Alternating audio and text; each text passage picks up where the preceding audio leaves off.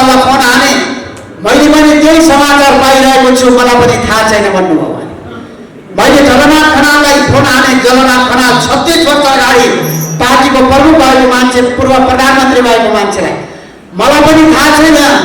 तपाईले जस्तै मैले पनि समाचार पाएर मात्रै जानकारी पाएँ। एउटा कम्युनिस्ट पार्टी सामूहिकताका आधारमा हरेक विषयमा टुङ्गो लगाउन पर्थ्यो कि वा व्यक्तिगत आधारमा? यो प्रकारले एकता गर्दा पनि दुईटा व्यक्तिको आधारमा एकता भएको थियो। मैले कौडाका बीचमा फरक राख्न चाहन्छु। एकता गर्दा पनि पर्याप्त छलफल गरिएन, पर्याप्त बहस गरिएन, पर्याप्त विचारका आधारमा छलफल गरिएन। आज विभाजनका पछाडि जुन प्रकारका कारणहरू देखा परेका छन्, आज विभाजनका पछाडि देखा परेका कारणहरू भनेका फेरि के हो? न पार्टीभित्र विचारका आधारमा कुनै छलफल भयो, न पार्टीमा विधिका आधारमा पार्टी सञ्चालनका कुनै प्रक्रियाहरू अगाडि बढेनन्। र हुँदा यस्तो प्रकारको स्थिति आयो कि न पार्टीको बैठक बस्छ, न सरकार र पार्टीको बीचमा न्यानो सम्बन्ध छ, न पार्टीका घोषणा पत्रको आधारमा सरकार चल्ने गर्छ।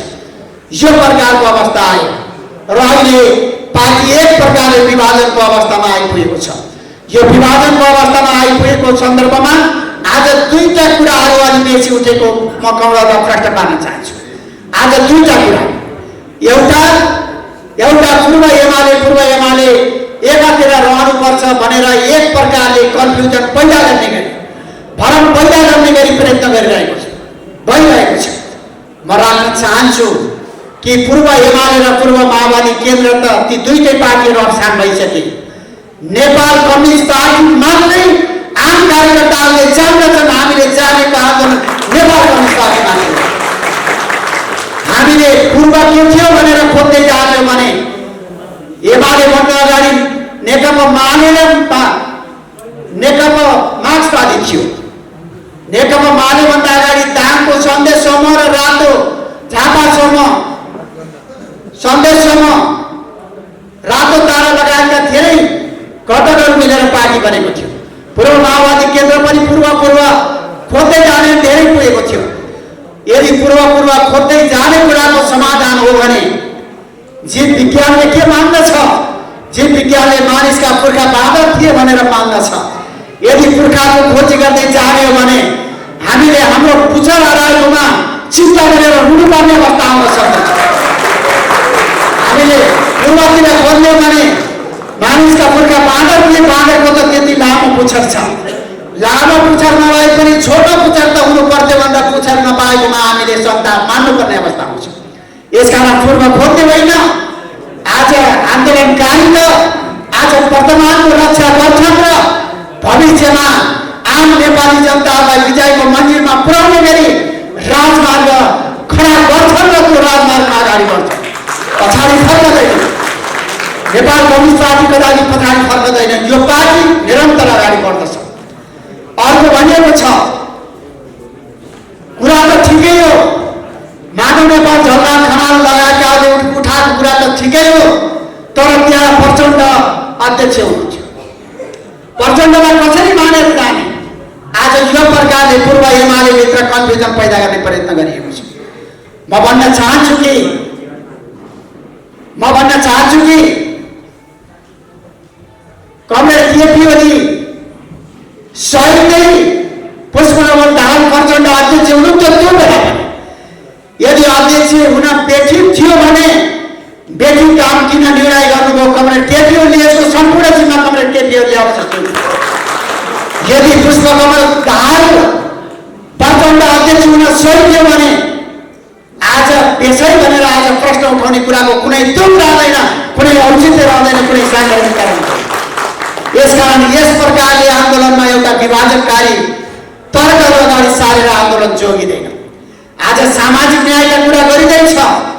आज पनि नेपालमा आज श्रमजीवी जनताको अधिकार रक्षाको लागि दलालहरू, माफियाहरू, डोकरसाहरू उत्पादन गरिरहेका छन्।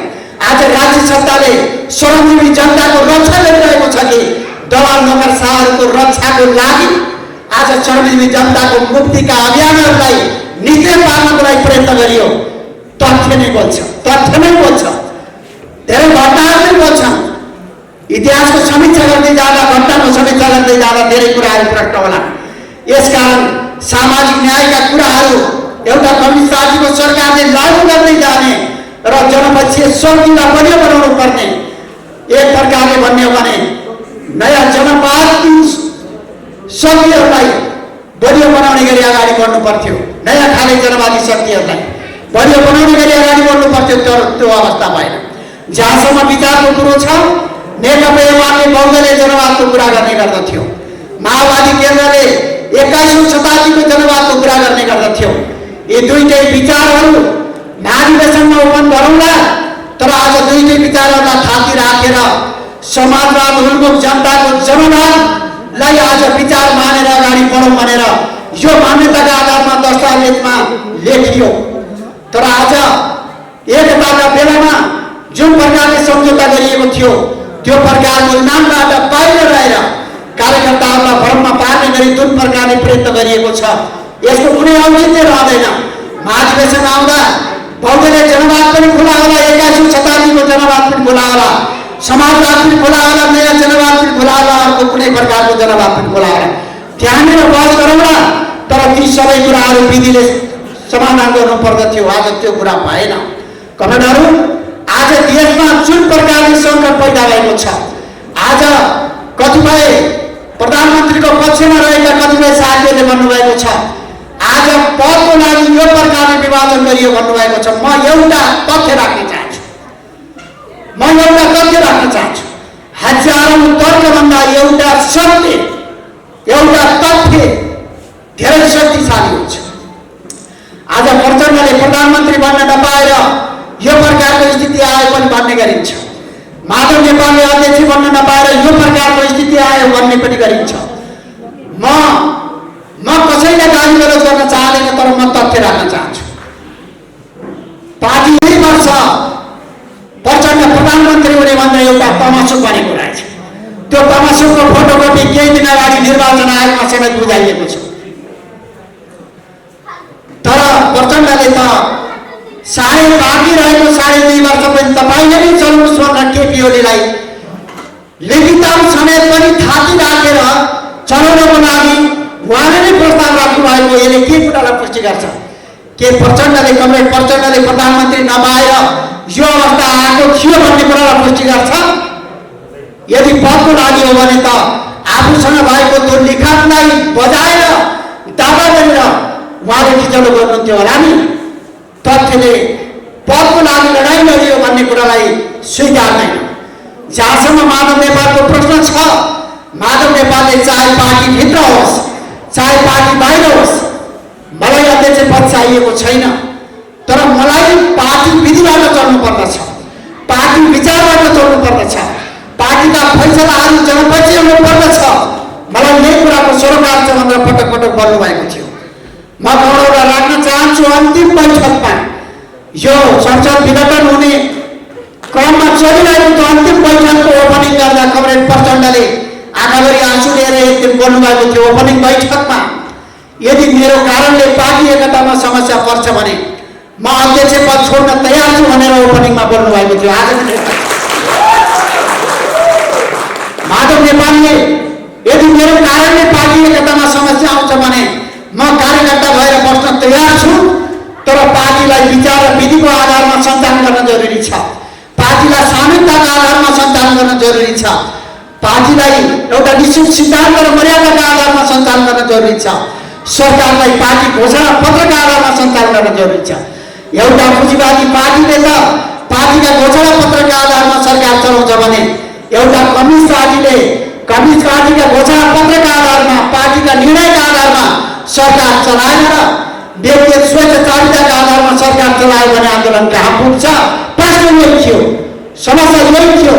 समस्या शोषणमा परिरहेका जनतालाई न्याय दिने कि नदिने कम्युनिस्ट पार्टीको सरकारले, विवेकको मार खेपिरहेका जनतालाई न्याय दिने कि नदिने एउटा कम्युनिस्ट पार्टीको सरकारले, र यसै गरी खान नपाएका, लगाउन नपाएका, उपचार नपाएका, पढ्न नपाएका, रोजगारी नपाएका जनताहरूको जीवनमा परिवर्तन दिने कि नदिने मुद्दा यही थियो। म गौरवमा भन्न चाहन्छु कि यो मुद्दा पार्टीभित्र उठाउने सवाल ठिक थियो कि बेठिक थियो। हामीले चाहे पञ्चायतले विरुद्ध विरुद्ध आन्दोलन गर्दा होस्, चाहे कम्युनिस्ट पार्टीले राणाका विरुद्ध आन्दोलन गर्दा होस्, चाहे कम्युनिस्ट पार्टीले शाह वंशका विरुद्ध आन्दोलन गर्दा होस्, जहिलेसुकै न्यायको एजेन्डालाई उठान गर्यो, जहिलेसुकै जनताको वर्गीय मुक्तिको एजेन्डालाई उठान गर्यो, जहिलेसुकै सामाजिक परिवर्तनको एजेन्डालाई उठान गर्यो र आज एउटा कम्युनिस्ट पार्टी सरकारमा आइरहेको बेला जनताका एजेन्डालाई कार्यान्वयन गरेन भने कार्यान्वयन कहिले गर्ने? आज प्रश्न यही थियो, आज मुद्दा यही थियो, आज छलफल यही थियो, आज अन्तर्विरोध यही थियो। न प्रधानमन्त्रीको लडाइँ हो, न अध्यक्षको लडाइँ। कमलाहरू, म तपाईँलाई भन्न चाहन्छु, म अहिले पार्टी स्थायी कमिटीको सदस्य छु। मैले पार्टीको स्थायी कमिटी र केन्द्रीय कमिटीको सदस्य छोडेर यदि यो पार्टीको एकता र आन्दोलनको एकता जोडिन्छ भने म 1 मिनट पनि छोड्न तयार छु। म जुनसुकै त्याग गर्छु। यसकारण मुद्दा त जनताका समस्याको मुद्दा हो, जनताको न्यायको मुद्दा हो, परिवर्तनको मुद्दा हो। परिवर्तनको मुद्दा सरकारमा रहँदा कार्यान्वयन गर्दै जाने, सरकार बाहिर रहँदा एजेन्डा उठाउँदै जाने, आन्दोलन गर्दै जाने कुरा थियो। तर आज सरकारमा आएको बेला जुन प्रकारले कार्यान्वयन गर्नु पर्थ्यो त्यो भएन, त्यो भएन।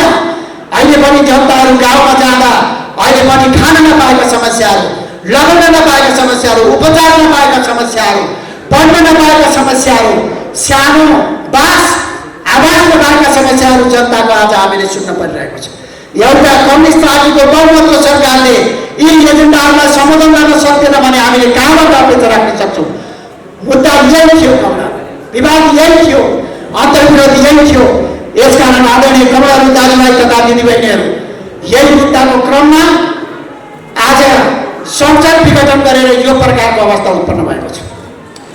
मैले यो विषयमा छोटो कुरो राखेर आफ्ना कुराहरू सोध्न चाहन्छु। आज प्रधानमन्त्रीले संसद विघटन गर्नुभएको छ। कहीँ पनि संविधानमा संसद विघटनको अधिकार छैन। लामो समय हामीले संविधान सभामा छलफल गर्यौँ। नेपालको विकासको बाधा के हो भन्दा राजनीतिक अस्थिरता, गरिबीको कारण के हो भन्दा राजनीतिक अनियमितता, नेपाली जनताको गरिबीलाई समाधान खोज्ने गरी, नेपालको विकासलाई अग्रगतिमा लैजाने गरी नेपालमा राजनीतिक स्थायित्व जरुरी छ। यो प्रकारले हामीले लामो समय छलफल गर्यौँ। छलफलबाट एउटा निष्कर्ष बनेको, प्रधानमन्त्रीले चाहेको अवस्थामा स्वेच्छाचारी ढङ्गले संसद विघटन गरेर जुन प्रकारले अस्थिरता पैदा गर्ने विगत लामो समयको श्रृङ्खला छ, जबसम्म यसको अन्त्य हुन सक्दैन तबसम्म नेपालमा राजनीतिक स्थिरता सम्भव हुन सक्दैन। सबै पार्टीहरूको बिचमा लामो बहस भएर 5 वर्ष प्रतिनिधि सभा विघटन गर्न नपाउने गरी संविधानमा व्यवस्था गरियो। यदि सरकार बनेको अवस्थामा सरकारले बहुमत प्राप्त गर्न सकेन, प्रधानमन्त्री बनेपछि 35 दिनभित्र त्यसले विश्वास मत प्राप्त गर्न सकेन भने सरकार भन्दाका बखतको अवस्था बाहेक संसद विघटनको परिकल्पना संविधानमा गरिएन। तर आज प्रधानमन्त्रीले संसद विघटन गर्नुभयो, संविधान बाहिरबाट विघटन गर्नुभयो। कमलाहरू, म तपाईँका बिचमा एउटा कुरा राख्न चाहन्छु कि यदि संविधानमा नभएको कुरा बाहिरबाट विघटन गर्ने हो भने त्यही कुराले पैदा पायो भने नेपालमा कस्तो प्रकारको अवस्था पैदा होला?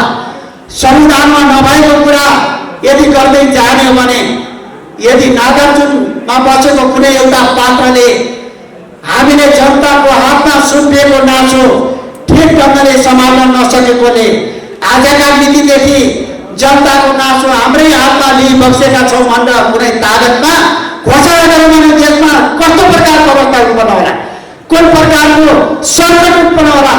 आज यो प्रकारले राजनीतिक अस्थिरता पैदा गर्ने गरी, संवैधानिक अस्थिरता पैदा गर्ने गरी, संवैधानिक सङ्कट पैदा गर्ने गरी, एक प्रकारले अन्यता पैदा गर्ने गरी प्रधानमन्त्रीले जुन प्रकारले संसद विघटन गर्नुभएको छ, न यो राजनीतिक हिसाबले पुष्टि हुन सक्दछ, न संवैधानिक हिसाबले पुष्टि हुन सक्दछ, न जनताको चाहनाको हिसाबले पुष्टि हुन सक्दछ।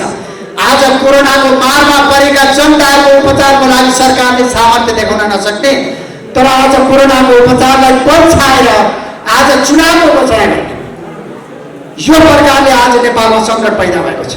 आज पार्टीभित्र छलफल बहस गर्न तयार नहुने, लोकतन्त्रको परिभाषा भनेको त फेरि पनि जनताले प्रदान गरेको जनादेशलाई विधिका आधारमा सञ्चालन गरेर जनतालाई घोषणाका आधारमा जीवन परिवर्तन गर्ने कुरा होला त लोकतन्त्र भनेको त। लोकतन्त्रको तात्पर्य भनेको चुनाव मात्रै हो। लोकतन्त्रको तात्पर्य संविधान मिचेर गर्ने कार्य हो भने यदि कसैले सनदमा 6 महिनामा चुनाव गर्ने गरी घोषणा गर्यो भने नेपालको अवस्था के होला? यदि संविधान बाहिरबाट प्रधानमन्त्रीलाई जवाब गरेर चुनावको घोषणा गर्ने कुराले पैसा पायो भने फेरि निर्वाचनबाट आउने सरकारले पनि यदि कसैले औँला ठडायो भने फेरि पनि संसद विघटन गर्नेछ। 6 महिनामा एक वर्षमा मुलुकले त्यही प्रकारको अस्थिरता र सङ्कटको सामना गर्नुपर्नेछ। के नेपाली जनताले यही कुराका लागि परिवर्तन गरेको? के नेपाली जनताले यही कुराका लागि आन्दोलन गरेको? यसकारण मुलुकमा जुन प्रकारले एउटा स्वेच्छाचारिता देखा परेको छ, संवैधानिक अराजकता देखा परेको छ, संवैधानिक सङ्कट देखा परेको छ, विधिको शासनलाई अवहेलना गर्ने सङ्कट देखा परेको छ, यसलाई कदापि न्यायको पक्षमा उभिने योद्धाहरूले कदापि स्वीकार्न सकिँदैन, कदापि स्वीकार्न सकिँदैन। यसकारण म गौरवलाई भन्न चाहन्छु कि सरकार त आउँछ जान्छ ठुलो कुरा होइन, प्रतिनिधि सभा पनि आउँछ जान्छ ठुलो कुरा होइन, निर्वाचन पनि आउँछ जान्छ ठुलो कुरा होइन। ठुलो कुरा भनेको त जनताका पक्षमा जुन प्रकारले हामीले लोकतान्त्रिक मूल्य र मान्यता उठाउँदै आएका छौँ, जुन प्रकारले विधिको शासनको प्रतिपोषण गर्दै आएका छौँ, जुन प्रकारले संवैधानिक सर्वोच्चताको कुरा उठाउँदै आएका छौँ, जुन प्रकारले कानुनी शासनको कुरा गर्दै आएका छौँ, जुन प्रकारले पार्टीभित्र आन्तरिक जलवायुको कुरा उठाउँदै आएका छौँ, जुन प्रकारले आर्थिक सामाजिक रूपान्तरणको अगुवाई एउटा श्रमजीवी वर्गको पार्टी कम्युनिस्ट पार्टीले गर्न सक्दछ भनेर उठाउँदै आएका छौँ। यो कुरालाई लागू गर्ने सवाल महत्त्वपूर्ण हो, यो कुरालाई पुरा गर्ने सवाल महत्त्वपूर्ण हो। आन्दोलन केवल आजको लागि मात्र होइन, आन्दोलन केवल 2 वर्षको लागि मात्र होइन। भियतनामका योद्धा कमल होचिमिनले भन्नुभएको छ, हामी हजारौँ वर्ष लडिसकेका छौँ, आवश्यकता पर्छ भने अझ हजारौँ वर्ष लड्न तयार छौँ। कमरेडहरू, नेपाल कम्युनिस्ट पार्टीले, कम्युनिस्ट आन्दोलनले 70 वर्षको लामो लडाइँ गरेको छ। यदि कम्युनिस्टको नामबाट नै कम्युनिस्ट पार्टीलाई आन्दोलनलाई समाप्त पार्ने कोसिस गरिन्छ भने, आवश्यकता पर्यो भने अझ 50औं वर्ष लडाइँ गर्न तयार छौँ र म फेरि भन्न चाहन्छु आदरणीय कमरेडहरू, फेरि पनि यो लडाइँमा जनताको पक्षमा आवाज उठाउने आन्दोलनकारी योद्धाहरूले नै विजय प्राप्त गर्नेछन्। यसर्थ आज हामीले उठाएको आन्दोलन भनेको न्यायको आन्दोलन हो। आज कम्युनिस्ट पार्टीलाई जोगाइराख्नको लागि, आन्दोलनलाई जोगाइराख्नको लागि, संविधानलाई जोगाइराख्नको लागि, विधिको शासन जोगाइराख्नको लागि, देशलाई फेरि सही बाटोमा फर्काउनको लागि संसदको पुनर्स्थापना हुन जरुरी छ। संसदको पुनर्स्थापनाले नै हाम्रो आन्दोलन जोगाउनेछ। कहिले कतै संविधान बमोजिम जनताले न्याय प्राप्त गरेनन् भने जनताले आफ्नो ठाउँबाट आफ्नो लागि न्यायको खोजी गर्नेछन्। अवश्य जनताले एक पटक हारेका होलान्, 2 पटक हारेका होलान्, तर अबको यो लडाइँमा किमार्थ जनताले हार्नेवाला छैन, किमार्थ जनता हार्ने। यसकारण आदरणीय कमरेडहरू, हामी त्यही प्रकारले उच्च मनोभावका साथ जान जरुरी छ। आज नेपाल कम्युनिस्ट पार्टी, मैले भन्नुपर्छ, कम्युनिस्ट पार्टी भनेको त बहुमत हो। आज 70% कम्युनिस्ट पार्टीका केन्द्रीय सदस्यहरूले संसद पुनर्स्थापनाको पक्षमा आवाज उठाइरहेका छन्। आज हामी जुन ठाउँमा उभिएका छौँ, 70% केन्द्रीय सदस्यहरू यही ठाउँमा हुनुहुन्छ। आज संसद विघटनको पक्षमा वकालत गर्ने खबरहरू त मात्रै 24% हुनुहुन्छ। आज 24% पार्टी हो कि 70% पार्टी हो? आज कम्युनिस्ट पार्टीको इतिहासका मूल्य मान्यता बुझेको हर कोहीले भन्दछ कि 70% सदस्यहरूको पार्टी नै कम्युनिस्ट पार्टी हो। यसकारण चाहे कम्युनिस्ट पार्टीको हिसाबले होस्, चाहे संवैधानिक सर्वोच्चताको हिसाबले, चाहे सामाजिक न्यायको हिसाबले, हरेक हिसाबले हामी न्यायको पक्षमा उभिएका छौँ। आज प्रधानमन्त्रीले कहीँ नभएको जात्रा हाडी गाउँ भने जस्तै प्रधानमन्त्रीले संसद विघटन गर्ने अनि उहाँले नै आन्दोलनको फेरि जुलुस जस्तो पनि गर्ने। यसमा कुनै आपत्ति छैन, ठिक छ गर्नुहोस्, तर यो कस्तो प्रकारको नाटक, यो कस्तो प्रकारको नाटक? कहीँ नभएको जात्रा हाडी गाउँ भने जस्तो। कम्तीमा सरकारमा रहेको शक्ति त गर्नुपर्छ होला नि, कानुनलाई सम्मान गर्नुपर्छ होला नि, संविधानलाई सम्मान गर्नुपर्छ होला नि, पद्धतिलाई सम्मान गर्नुपर्छ होला नि। आज विधि पद्धति कानुन संविधान मर्यादा सारा उल्लङ्घन गरेर कस्तो प्रकारको राजनीति गर्न कोसिस गरिएको, कानुनै नचाहिने, कुनै विधि नै नचाहिने यही प्रकारको अवस्था अगाडि बढ्दै गयो भने यो देशमा भयानक सङ्कट उत्पन्न हुनेछ, भयानक अस्थिरता पैदा हुनेछ। देशलाई अस्थिरताबाट रोक्नको लागि, देशलाई प्रतिगमनबाट रोक्नको लागि, लोकतान्त्रिक अधिकारको रक्षा गर्नको लागि हामीले सडक सङ्घर्ष गरिरहेका छौँ। यो सडक सङ्घर्षमा जानु बाहेक हामीसँग कुनै विकल्प छैन। आज सुनको जनमत हाम्रो पक्षमा छ, सुनको पार्टी हाम्रो पक्षमा छ।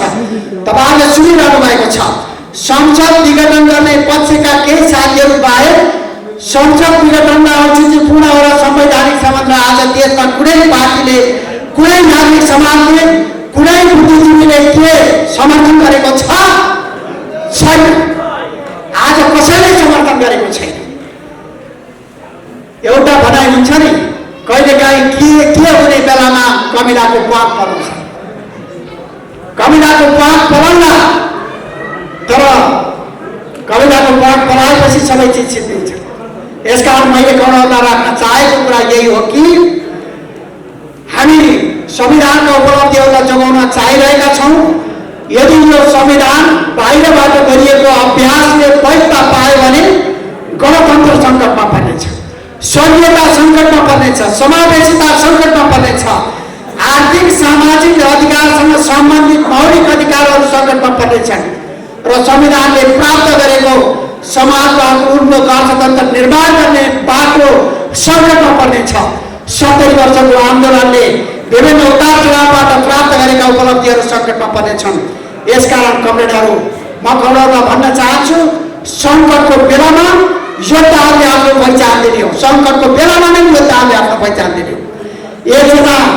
एकजना राजनीतिज्ञले भन्नुभएको छ, एकजना क्रान्तिकारी योद्धाले भन्नुभएको छ, मानिसको मूल्याङ्कन 3वटा अवस्थामा हुन्छ नि। एउटा पारिवारिक सङ्कटको बेला ऊ कति जनताको पक्षमा उभिन्छ, मूल्याङ्कन त्यस्तो अवस्थामा हुन्छ। अर्को जेलमा परेको बेला, हिरासतमा परेको बेला ऊ जनताको पक्षमा कति आत्मसम्मानका साथ उभिन सक्दछ, त्यो बेला कार्यकर्ताको मूल्याङ्कन हुने गर्दछ। तेस्रो राजनीतिक सङ्कटको बेला, जति बेला पार्टीभित्र आन्दोलनमा सङ्कट पैदा हुने गर्दछ, अन्यथा पैदा हुने गर्दछ, त्यति बेला कार्यकर्ताको मूल्याङ्कन हुने गर्दछ। खबरदार, आज नेपाल कम्युनिस्ट पार्टीको इतिहासमा एउटा दुर्भाग्यवश एउटा सङ्कट आएको छ। एकजना व्यक्तिले जबरजस्त एकातिर स्थायी कमिटीको बैठक बसिरहेका छौँ, अध्यक्ष आउनु होला आशा गरेर बस्दा त पार्लियामेन्ट विघटन भएको समाचार सुन्नुपर्छ। यो प्रकारले प्रधानमन्त्रीको संसद विघटनको कदमले आज देशमा राजनीतिक सङ्कट उत्पन्न भएको छ, अनियन्ता उत्पन्न भएको छ। यो सङ्कटमा कार्यकर्ताको मूल्याङ्कन हुने गर्दछ, योद्धाको मूल्याङ्कन हुने गर्दछ। यो अवस्थामा तपाईँ खबरहरू जुन प्रकारले एउटा अठोटका साथमा उपस्थित हुनुभएको छ, मूल्याङ्कन गर्ने बेला यही हो। यहाँ आउनुभएका कौडाहरूलाई पनि कौडाहरूले फेरि पनि रूपान्तरण गर्नुहोला, भेट्नुहोला, कुरा बुझाउनु होला र भन्नुहोला कि हामी व्यक्ति स्वार्थको लागि आन्दोलनमा लागेको होइन, हामी कुनै कुरा प्राप्तिको लागि आन्दोलनमा लागेको होइन, समतामूलक समाज निर्माणको लागि हो, सामाजिक न्यायको लागि हो, विवेक विरुद्धको लागि हो, समाजवाद उन्मुख अर्थतन्त्र निर्माणको लागि हो, सभ्य समाज निर्माणको लागि हो र एक अर्थमा भन्ने हो भने एउटा सबल राष्ट्र, सबल नेपाल र समृद्ध जनताको जीवन निर्माणको अभियानलाई पुरा गर्नको लागि हो। यो कामको लागि फेरि पनि हामीले लडाइँ गर्नु जरुरी छ, फेरि पनि हामीले त्यही प्रकारले आन्दोलनलाई व्यवस्थित गर्न जरुरी छ। विचारमा स्पष्ट कार्यकर्ताहरूको अभियानले नै, विचारमा दृढ कार्यकर्ताहरूको अभियानले नै अवश्य आन्दोलन सफल पार्न सकिनेछ।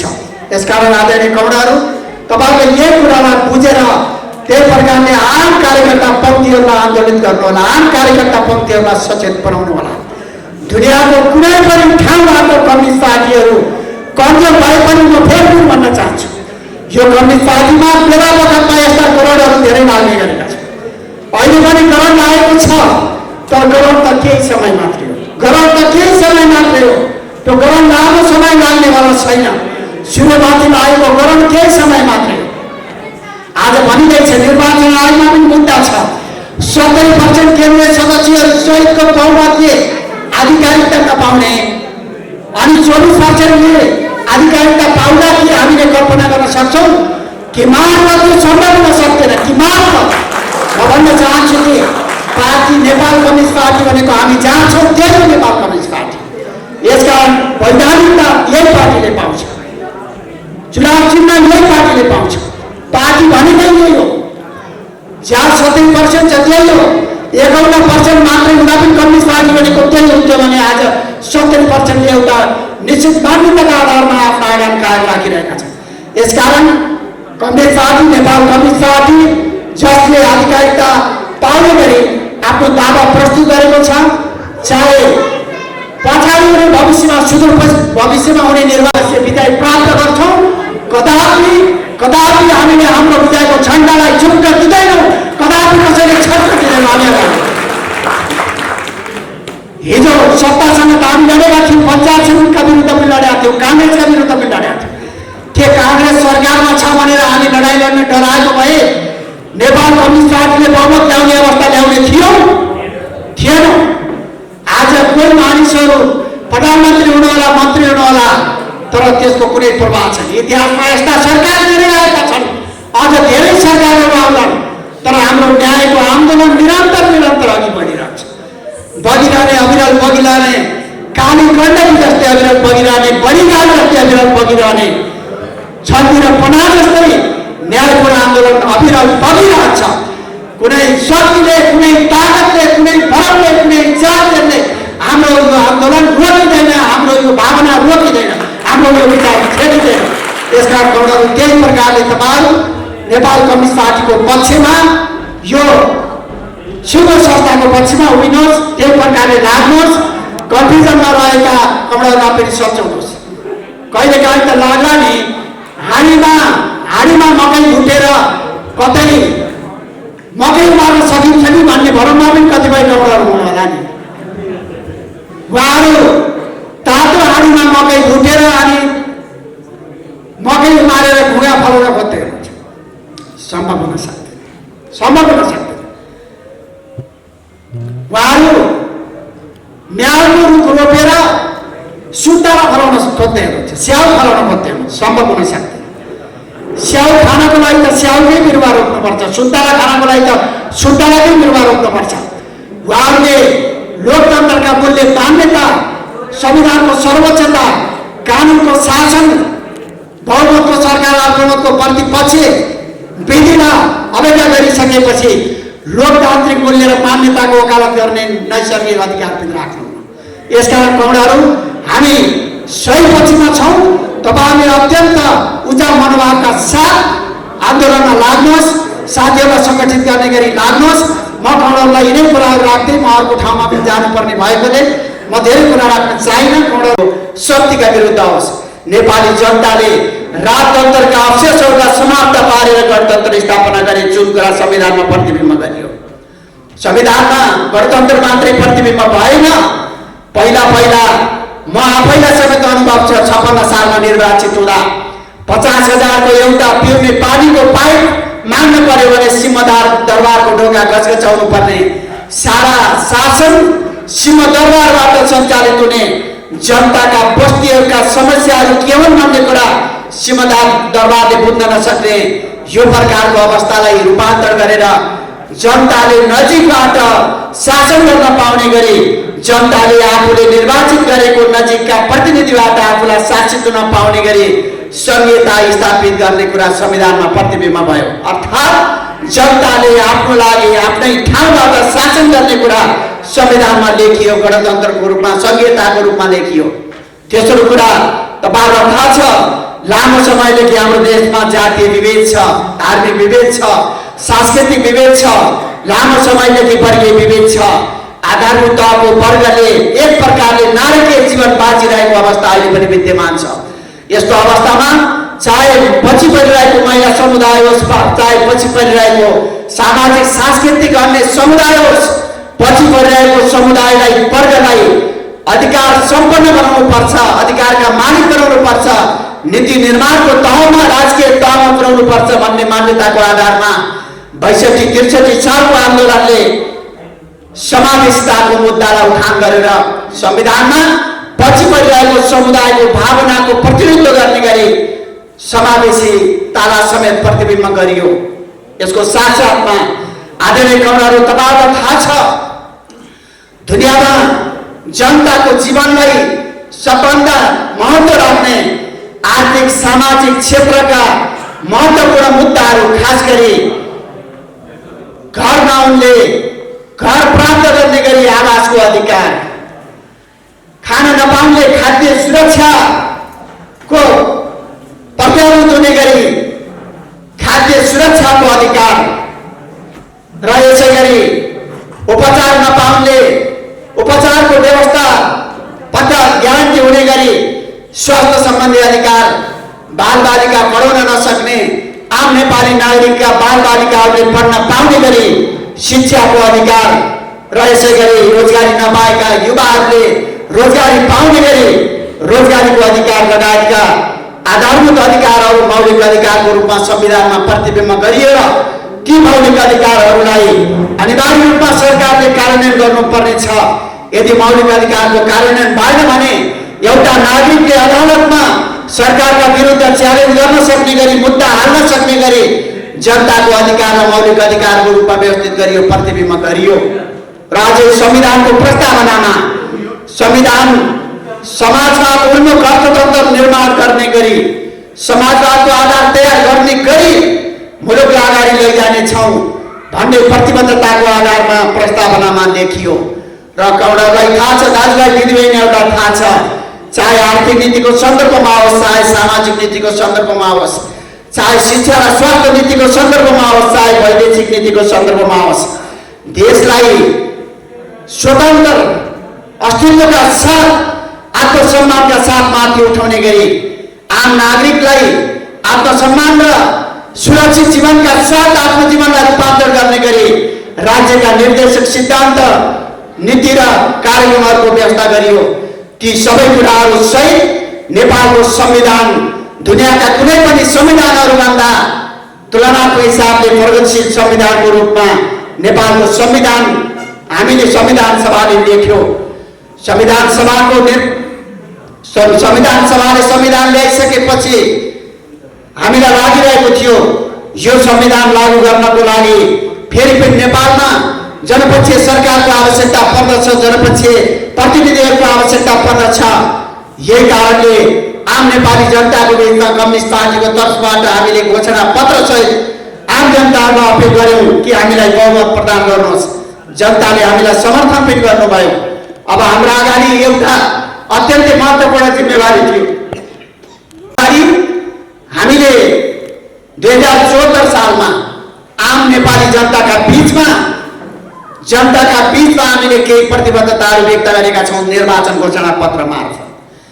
हामीले हाम्रो देशलाई कस्तो बनाउने निर्वाचन घोषणा पत्र मार्फत हामीले प्रतिबिम्ब गरेका छौँ। जनताका बीचमा हाम्रा अठोटहरूलाई हामीले ती प्रतिबद्धताहरूलाई, घोषणा पत्रलाई, हाम्रा घोषणाहरूलाई लागू गर्ने सवाल हाम्रो लागि ज्यादै अहम महत्त्वको विषय थियो। कौडाहरू एउटा महत्त्वपूर्ण विषय यो थियो। दोस्रो महत्त्वपूर्ण विषय नेपालको संविधानले जे कुराहरू प्रतिबिम्ब गरेको छ, नेपालको संविधानमा जे प्रकारले उपलब्धिहरू प्राप्त भएका छन् ती उपलब्धिहरूको कार्यान्वयन मार्फत नेपाललाई एउटा सबल राष्ट्रको रूपमा, समृद्ध राष्ट्रको रूपमा निर्माण गर्ने र जनताको जीवनलाई समृद्ध जीवन निर्माण गर्दै जनताको जीवनलाई सुखी जीवनमा परिणत गर्ने र बिस्तारै बिस्तारै आधारभूत तहको जनतालाई माथि उठाउने गरी हामीले हाम्रा अभिभावकहरूलाई पुरा गर्नुपर्ने थियो। देशमा लामो समयदेखि सामन्तवादको शोषण आम नेपाली जनताहरूले बेहोर्नु पर्यो। सामन्तवाद त एक हिसाबले लगभग समाप्त भएको छ, तर अहिले पनि सामन्तवादका अवशेषहरू अहिले पनि बाँकी छन्। देशमा एक प्रकारले दलाल नोकरशाही पुँजीपति वर्गले आम नेपाली जनतामाथि शोषण गरिरहेको थियो। अहिले पनि नेपाली समाजमा दलाल नोकरशाही पुँजीवाद अहिले पनि हाबी भइरहेको छ। यस्तो अवस्थामा बिस्तारै बिस्तारै राष्ट्रिय अर्थतन्त्रको निर्माण गर्ने र समाजमा कायम भइरहेको विद्यमान शोषणका विरुद्ध आम जनताहरूलाई माथि उठाउने, मुक्ति गर्ने हिसाबले अगाडि बढ्ने सन्दर्भमा सरकारले गम्भीरताका साथ पहल गर्नुपर्दथ्यो। तर विडम्बना, मैले आदरणीय कमलका बीचमा म माफी मागेर मैले यो विडम्बना पूर्ण भनिरहेको छु कि हामी संविधान सभाले संविधान बनाएपछि सम्पन्न भएको निर्वाचनद्वारा बहुमत प्राप्त गर्यौं। त्यो बहुमतको सरकारको एउटा 20 महिना मन्त्री भएको नाताले मैले पनि केही आफ्ना अनुभूतिहरू गरिरहेको छु।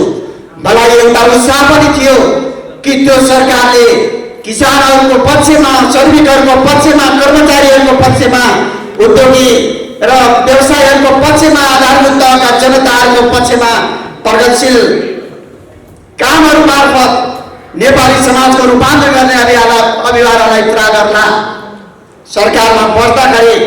कम्तीमा मन्त्रीको हैसियतले मैले पनि यो सपना पालिरहेको थिएँ। मैले पनि यही कुरामा कल्पना गरिरहेको थिएँ। यहाँलाई थाहा छ, म श्रम मन्त्रीको हैसियतले केही समय काम गरेँ। श्रम मन्त्री स्वाभाविकै रूपमा काम गर्ने श्रमजीवी जनताको अधिकारको रक्षा गर्ने एउटा मन्त्रालय थियो। तर मैले ती धेरै कुराहरूलाई आज यहाँका बीचमा भन्न चाहदैन। कुनै दिन कथाले माग गर्यो भने, समयले माग गर्यो भने मैले तथ्यवाही सबै कुरा बाहिर ल्याउँला। तर म तपाईँका बीचमा यति मात्रै भन्न चाहन्छु कि म एउटा कम्युनिस्ट पार्टीको सरकारको मन्त्रीमा रहँदा मैले श्रमजीवी श्रमिकहरूका पक्षमा, श्रमजीवी किसानहरूका पक्षमा, श्रमजीवी मजदुरहरूका पक्षमा र गरिब आधारभूत वर्गका पक्षमा कतिपय नयाँ कार्यक्रमको पहल गर्दा कुन प्रकारले कठिनाइको सामना गर्नु पर्यो, यसले मलाई कहिलेकाहीँ लाग्ने गर्थ्यो म कम्युनिस्ट पार्टीको सरकारको मन्त्री हुँ कि वा म कहाँ छु। मलाई कहिलेकाहीँ यस्तो पनि अनुभूति हुने गर्थ्यो, सायद मन्त्रीको पदमा रहेका मानिसहरू एक्लै जनताका समस्याहरूलाई सम्झेर आँखाबाट आँसु चुहाउने अवस्था सायदै कम हुन्छ होला। सायद बाहिरबाट हेर्दा मन्त्रीमा रहने मानिसहरू खुसी हुन्छन् भन्ने लाग्छ होला। तर मैले कुनै दिन आत्मकथा लेखेँ भने म यी सबै कुराहरूलाई लेखुला। तर मैले एउटा बहुमत, कम्युनिस्ट पार्टीको बहुमतको सरकारको मन्त्रीको हैसियतले जुन प्रकारले श्रमजीवी जनताको पक्षमा, गरिब जनताको पक्षमा, आधारभूत जनताको पक्षमा काम गर्नको लागि कतिपय नीतिगत सुधारहरू, कतिपय कानुनी सुधारहरू, कतिपय कार्यक्रमिक सुधारहरू र कतिपय शोषणका विरुद्धका अभियान र कारबाहीहरू गर्ने सन्दर्भमा जुन प्रकारले कठिनाइको सामना गरियो, यसले लाग्छ कम्युनिस्ट पार्टीको सरकारले कतै जनतालाई बिर्स्यो कि भन्ने कुरा त्यो बेला पनि हामीले महसुस गरेका थियौँ। तर मैले ती सबै कुराहरू भन्दिनँ। अवश्य पनि राजनीतिमा एउटा मर्यादा आउनु जरुरी छ। अहिले कतिपय ठुला ठुला नेताहरूले मञ्चमा गरेका भाषणहरूको सन्दर्भमा मेरो अलिक फरक विमति छ। म अहिले पनि के भन्न चाहन्छु भने एकै ठाउँमा हुँदा कहिलेकाहीँ फोहोर कुराहरू थिए भने पनि ती सबै फोहोर कुराहरूलाई छताचुल्ला पार्ने भन्दा फेरि पनि विचार, सिद्धान्त, राजनीति र मान्यताका आधारमा नै व्यक्ति कुरालाई पराजित गर्ने गरी लडाइँ गर्ने कुरा अगाडि बढाइयो भने मात्रै हामीले कम्युनिस्ट पार्टीले विजय प्राप्त गर्न सक्छौँ। यो आन्दोलनले सफलता प्राप्त गर्न सक्छ।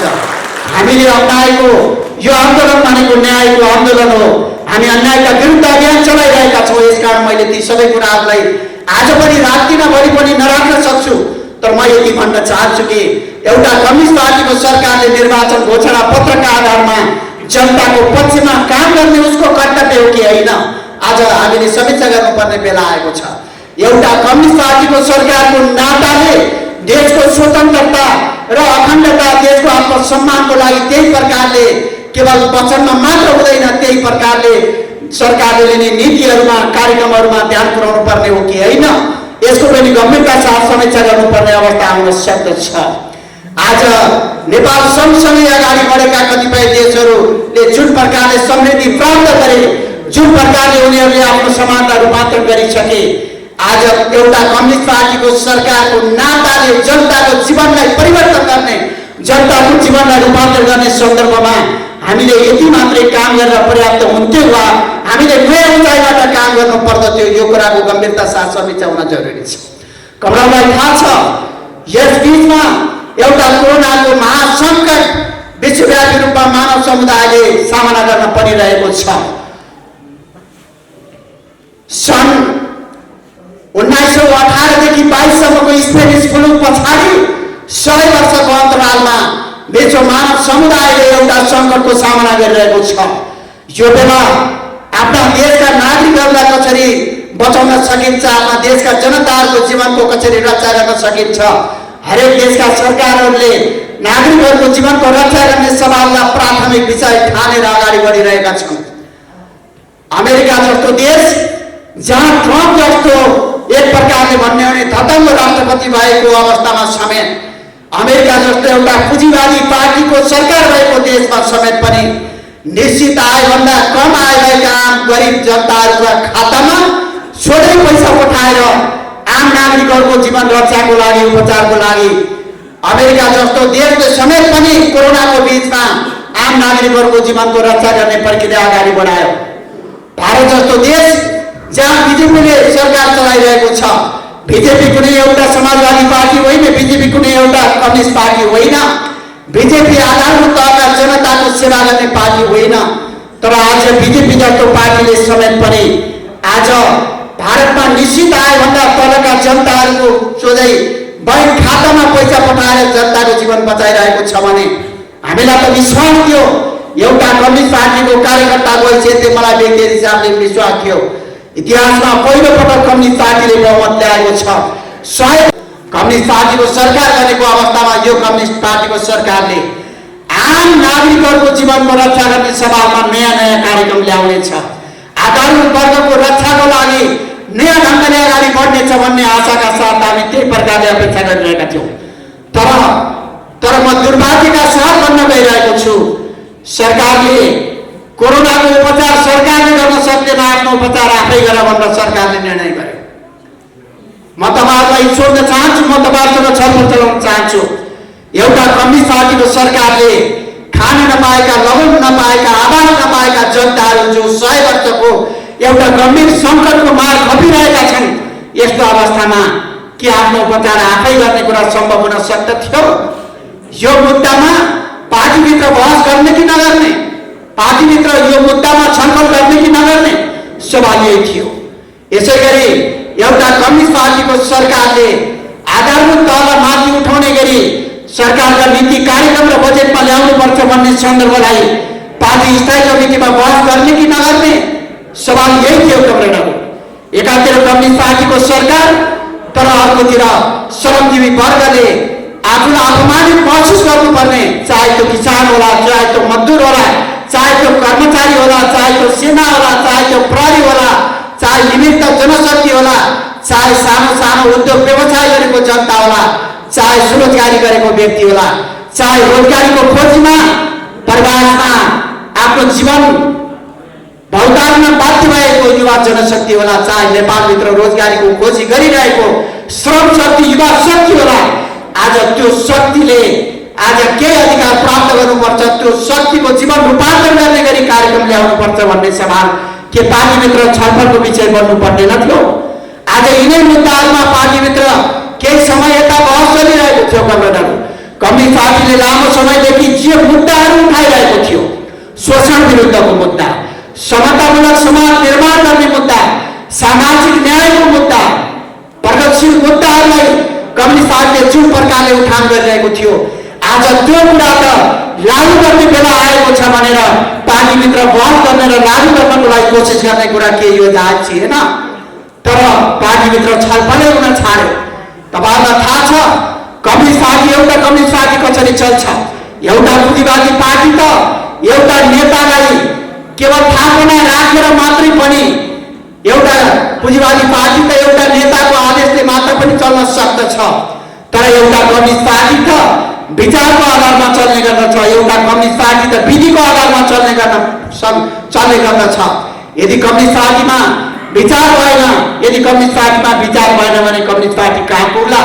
देशलाई कता लैजाने, समाजलाई कता लैजाने, जनताको जीवनलाई कतातिर मुखरित गर्ने भन्ने सन्दर्भमा यदि एउटा कम्युनिस्ट पार्टीले एउटा निश्चित विचारका आधारमा आफूलाई अग्रसर बनाएन भने देश कता जाला, पार्टी कता जाला, जनताको जीवन कता जाला? सवाल यही थियो, पार्टीभित्र बहसको सवाल यही थियो। तर हामीले बैठक गराउनु पर्छ भन्ने तपाईँहरूले आफै महसुस गर्नुहोस् कि एउटा कम्युनिस्ट पार्टीभित्र, एउटा जीवन्त पार्टीभित्र पर्याप्त विचारहरूको बहस हुने गर्दछ, पर्याप्त अन्तर्विरोधहरू हुने गर्दछन्। तर ती सबै विचार र सबै मतभेदहरूको टुङ्गो लगाउने काम फेरि पनि पार्टीको प्रणालीले नै गर्ने गर्दछ। पार्टीको विधिले नै गर्ने गर्दछ। त्यो विधि के हो? त्यो विधि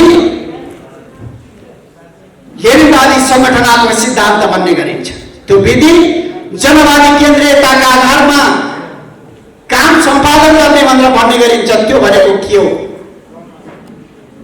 तल्लो कमिटी माथिल्लो कमिटीको मातहतमा, अल्पमत बहुमतको मातहतमा, सबै कमिटीहरू केन्द्रीय कमिटीको मातहतमा, केन्द्रीय कमिटी र केन्द्रीय निकायहरू महाधिवेशनको मातहतमा, महाधिवेशन सबै सदस्यहरूको मातहतमा, कमिटीभित्र विभिन्न विचारहरू प्रतिबिम्ब हुने, विचारमा पर्याप्त बहस र छन्दसम्मको नामबाट होस्, चाहे 14औं महाधिवेशन चाहे के विभिन्न पार्टीहरू, कम्युनिस्ट पार्टीहरूले जुन प्रकारले लामो समयदेखि काम गरे, उनीहरूले लेनिनको संगठनात्मक सिद्धान्तका आधारित भएर उनीहरूले त्यही विधिमा आधारित भएर कम्युनिस्ट पार्टीलाई सञ्चालन गरे। तर आज कस्तो प्रकारको दुर्भाग्यपूर्ण स्थिति आयो? म कमरेडलाई एउटा धेरै वर्ष अगाडिको एउटा सन्दर्भ आज पनि राख्न चाहन्छु। मलाई लाग्छ साल 1994 के अरे 1994 सन् 1994 कुरा, आजभन्दा करिब 25-26 वर्ष अगाडिको कुरा हो जस्तो लाग्छ। मैले एउटा सोभियत सङ्घको एउटा उदाहरण राख्छु र कमरेडलाई नेपालको प्रसङ्गमा मैले जोड्नेछु। करिब 26 वर्ष अगाडि क्युबामा एउटा कार्यक्रम थियो, फिडेल क्यास्ट्रोले उद्घाटन गर्ने एउटा कार्यक्रम थियो। समयले त्यो कार्यक्रमको प्रतिनिधि मण्डलमा म पनि नेपालको तर्फबाट गएको थिएँ। करिब 26 वर्ष अगाडिको कुरा गरिरहेको छु। जाँदा मस्को हुँदै जानु पर्यो। मैले कमरेडका बिचमा एउटा तस्विर राख्छु। आज ठिक त्यही अवस्थामा नेपालको कम्युनिस्ट आन्दोलन आइपुग्यो। आज हामी त्यही अवस्थामा आयौँ। जाँदा कस्तो अवस्था थियो भने लेनिनको नेतृत्वमा स्थापित भएको सोभियत राज्य सत्ता जुन प्रकारको चरम गरिबी र अभावमा बाँचिरहेको सोभियत सङ्घको जनताको जीवन थियो, त्यो जनताको जीवनलाई बदलेर केन्द्रीय हिटिङ सिस्टम, सबैले निःशुल्क उपचार, सबैले निःशुल्क शिक्षा, सबैले आवास, सबै ठाउँ सडक, सबैलाई खाद्य सुरक्षाको प्रत्याभूति, यी सारा कुरा सहित 70 वर्षको लामो राजकीय सत्ताले सोभियत समाजवादको निर्माण गर्यो। कमरेडहरू, 70 वर्षको लामो सोभियत समाजवाद निर्माण भए पश्चात एक थोपा रगत नबगाई एउटा शान्तिपूर्ण आन्दोलनले सोभियत कम्युनिस्ट पार्टीको 70 वर्षको राज्य सत्ता ढल्न पुग्यो। 70 वर्षको राज्य सत्ता मात्रै ढलेन, सोभियत सङ्घभित्रका विभिन्न राज्यहरू टुक्रिएर झन्डै 1.5 दर्जन राज्यको रूपमा सोभियत सङ्घ विभाजित बन्न पुग्यो। ठिक त्यही बेला मस्कोमा केही साथीहरू सहित म पनि क्युबा जाने गरी पुगेको थिएँ। मेरा सिनियर साथीहरू पनि हुनुहुन्थ्यो, म उमेरले अलि सानै पनि थिएँ। अनि त्यो बेला मस्कोको सडकमा करिब 2000-3000 मानिसहरू पाउरोटी किन्नको लागि लाइन लागेका हुन्थे। $1 साट्यो भने 1 झोलामा रुबल आउने, 1 झोला रुबल भनेको रुसको पैसा आउने। अनि एउटा मुठो साग किन्न पर्यो भने 1 झोला रुबल बोकेर गयो, हातमा 1 मुठा साग बोकेर गयो। त्यो अवस्था थियो जान। अनि हामीलाई अचम्म लाग्यो, सोभियत सङ्घको अवस्था यत्रो सम्पन्न सोभियत सङ्घ, जति बेला सोभियत सङ्घ संसारका दुईटा शक्तिशाली देशभित्र एउटा शक्तिशाली देशभित्र पर्थ्यो। टु पोलार, दुई ध्रुवीय विश्व भनेर भन्ने गरिन्थ्यो। एकातिर अमेरिकी ध्रुव, अर्कोतिर सोभियत ध्रुव भन्ने गरिन्थ्यो।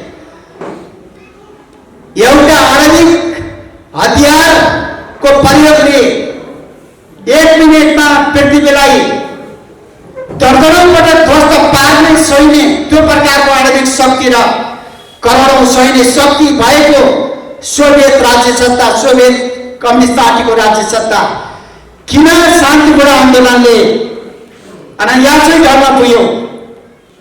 हामीलाई अलि आश्चर्य लागेको थियो। समयले 90मा त्यो प्रकारको एउटा सङ्कट आयो, त्यसको 4 वर्षपछि हामी पुगेका रहेछौँ। मलाई एकजना अग्निशिखा कमरेड हुनुहुन्थ्यो, मभन्दा सिनियर हुनुहुन्थ्यो। इङ्ग्लिस उहाँको मेरोभन्दा राम्रो थियो, उहाँको कलम चल्थ्यो, बुझाइ राम्रो थियो, चेतना हुन्न थियो।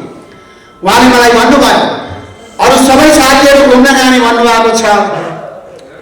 म तपाईलाई एकजना मान्छेकोमा लैजान्छु, तपाईले गम्भीरता साथ ती मान्छेबाट तपाईले केही कुरा सिक्न जरुरी छ। म तपाईलाई एक ठाउँमा लिएर जान्छु भनेर भन्नुभयो। मैले हुन्छ भने अरू केही साथीहरू अन्त जानुभयो, म उहाँको पछि जाने निष्कर्षमा पुगेँ।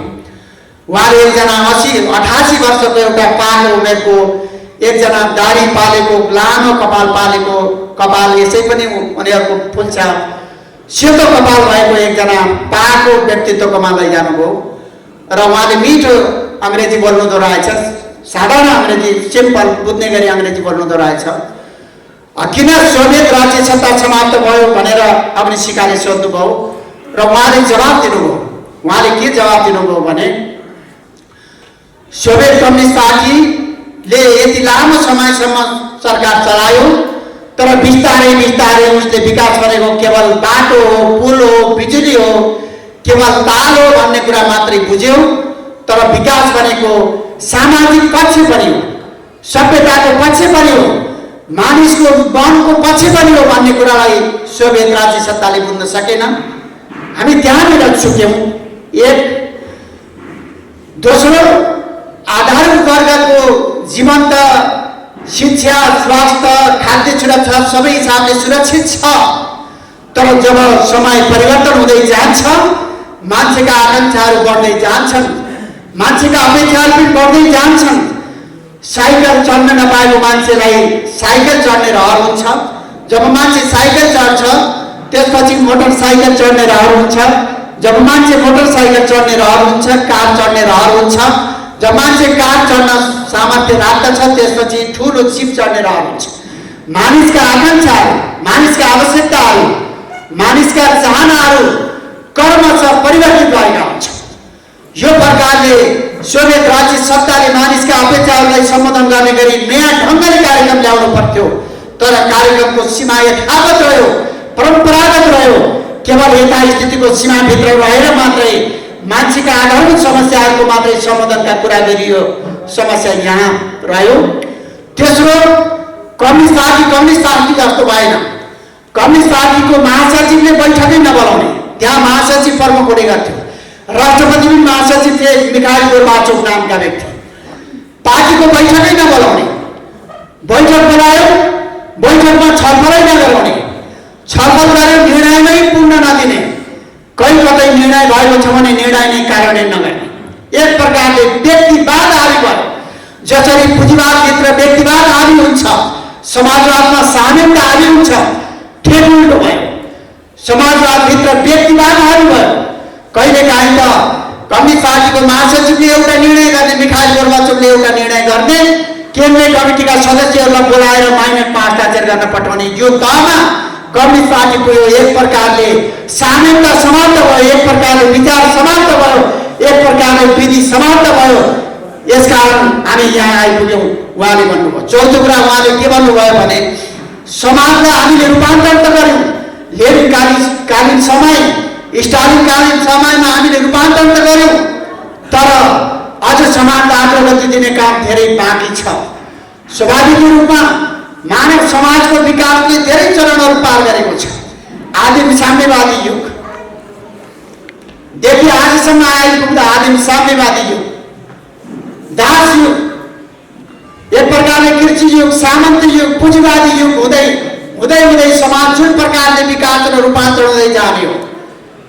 समाजवाद निर्माण त गर्यौँ, तर त्यो समाजवादभित्र जनताका अपेक्षालाई सम्बोधन गर्ने गरी जुन प्रकारले विचार दिनु पर्थ्यो, विचार शून्यताको अवस्था देखा पर्यो। यसकारण सोभियत कम्युनिस्ट पार्टी यहाँ आइपुग्यो। उहाँले यसो भन्नुहुन्थ्यो। त्यसपछि अर्को एउटा प्रसङ्ग सुनाउँदै गर्नुहुन्थ्यो।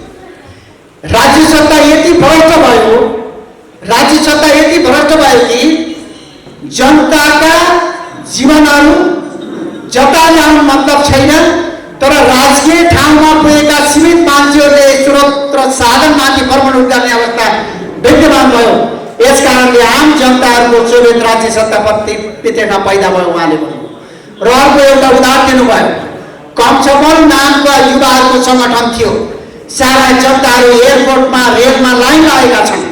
जब कमसमलका मान्छे आयो भनेपछि सारा नेपालका राजा महाराजाहरूका सन्तानहरू आउँदा बाटो छोडे जस्तै बाटो छोड्नुपर्ने, लाइन लागेका जनताहरूले बाटो छोड्नुपर्ने कमजोरका मान्छेहरू अनि राजसी ठानले लाइन नलागिकन अगाडि बढ्नुपर्ने, यी तमाम प्रकारका कामहरूले जनतामा एक प्रकारले असन्तुष्टि पैदा भयो। उहाँले भन्दै हुनुहुन्थ्यो, मैले आज त्यही प्रकारको अवस्था नेपालमा देखा परेको मैले महसुस गरेको छु। नेपाल कम्युनिस्ट पार्टी भयो, दुईटा पार्टी मिलेर एउटा कम्युनिस्ट पार्टी स्थापना भयो, निष्कर्षमा पुग्छौँ कार्यान्वयन नहुने यो प्रकारको अवस्था आज नेपाल कम्युनिस्ट पार्टीभित्र पनि देखा पर्यो। हामी 22 जना स्थायी कमिटीका सदस्यहरूले कोरोनाको मारमा परेका जनताहरूलाई राहत दिनको लागि बैठक बोलाउनु पर्यो, छलफल गर्न पर्यो भनेर विधानको व्यवस्था बमोजिम बैठक बोलाउन आह्वान गर्यौँ, अनुरोध गर्यौँ। अध्यक्षको नाममा पत्र काटेर विधानले 15 दिनभित्र बैठक बोलाउने व्यवस्था गरेको थियो, तर वास्ता गरिएन। हामीले भन्यौँ कि बाहिर रहेका श्रमिकहरू बाहिरी देशले दबाइरहेको छ, नेपालले आउन दिइरहेको छैन, उनको जीवन कहाँ जाने, छलफल गरौँ, बैठक बोलाउनको लागि हामीले आह्वान गर्यौँ, तर बैठक बोलाइएन। हामीले भन्यौँ कि नेपालमा एउटा ठुलो पङ्क्तिले कोरोनाको मारले रोजगारीबाट बाहिरिन परेको छ, उद्योग व्यवसाय ठप्प भएका छन्, जनताको उपचारको व्यवस्था एकदम अन्यलमा परेको छ, छलफल गरौँ, बैठक बोलाउँ, बैठक बोलाइएन। यसै गरी नेपालको राष्ट्रियताको सन्दर्भमा जुन प्रकारले धारणा बोलिएको थियो, राष्ट्रिय एकतालाई सफल पार्नको लागि छलफल गरौँ, बैठक बोलाउँ, बोलाइएन।